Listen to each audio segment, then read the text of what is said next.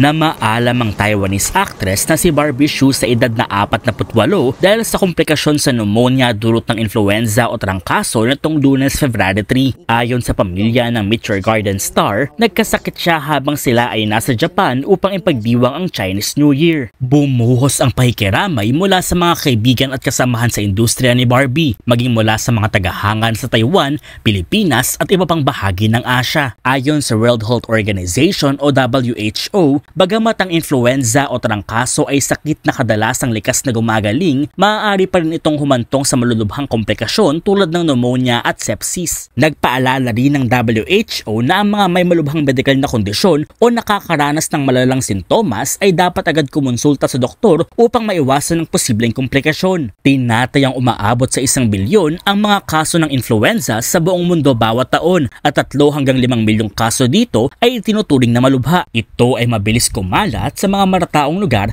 ayon sa WHO. Para sa iba pang content, mag-follow sa lahat ng social media pages ng News 5.